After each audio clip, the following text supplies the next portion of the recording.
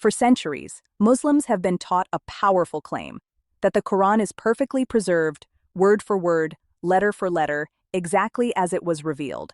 This series is about history, sources, and whether the account most Muslims were taught is actually complete.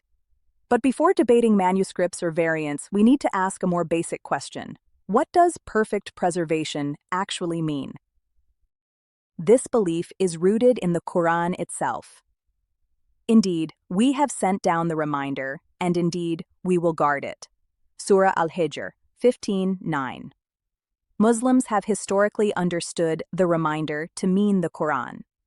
Classical commentators like Ibn Kathir interpret it that way, and from this verse comes confidence that God himself preserved the revelation. In popular Islamic teaching, preservation isn't vague. It's usually explained very specifically, word for word, letter for letter, identical everywhere.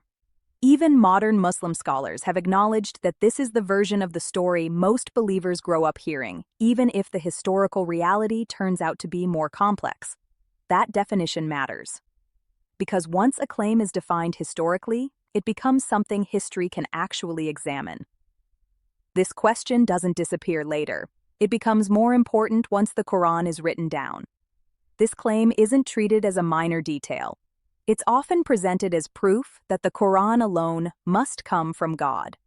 A theological promise tells us what God intends. History tells us how something unfolds through real people, over real time, with real decisions. Every serious historian, Muslim or not, makes this distinction. So if a book is claimed to be perfectly preserved, it's reasonable to ask how that preservation actually happened in history. The most common answer Muslims give is oral preservation. The Quran, we're told, was memorized by many, recited constantly, and corrected communally. Even before writing, memorization guaranteed accuracy. And to be fair, oral cultures can preserve material with impressive consistency. Islamic sources themselves emphasize memorization, and traditions in Sahih al-Bukhari describe companions who had committed large portions of the Quran to memory. Repetition matters. Community correction matters. Memorization has always played a central role in Islamic tradition. Memorization preserves what someone learns. It doesn't tell you whether two people learned the same thing. So the question isn't whether memorization existed. The question is whether memorization alone guarantees perfect uniformity in the earliest period. Oral preservation works best when there is a fixed reference point, something everyone is correcting toward. But Islamic sources themselves tell us that early on, there were multiple reciters, multiple accepted ways of reciting, and multiple collections circulating. This real concern is recorded in Sahih al-Bukhari, when companions begin to worry about disagreements in recitation across different regions within a generation of Muhammad's death. These concerns appear in well-known hadith collections and show that memorization preserved what people received, not necessarily one identical form everywhere.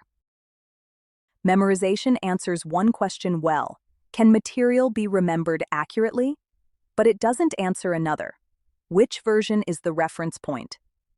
If two trusted people memorize different wording, memorization alone can't resolve that difference.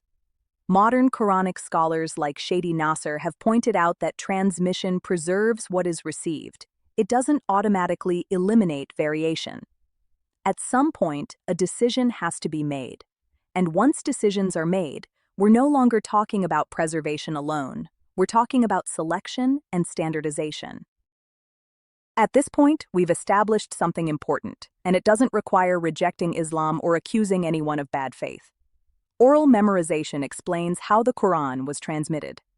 It does not explain how differences were resolved, how one form became authoritative, or why later standardization was even necessary. Those questions don't come from critics.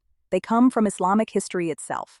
And once we acknowledge that memorization required later decisions, we've crossed an important line. Preservation is no longer just a claim of divine protection, it becomes a question of historical process. And that matters because the claim of perfect preservation isn't presented as a minor detail in Islam. It's foundational. It's used to establish the Quran's authority and its superiority. If that claim rests on a simplified story rather than the full historical record, then intellectual honesty requires us to look closer, not walk away. In the next episode, we'll examine what happened when the Quran moved from memory to manuscript, when it was written down, collected, and officially standardized. Not using outside polemics, not using speculation, but using Islamic sources themselves. Because a claim this central deserves more than confidence, it deserves to be tested by history, not shielded from it.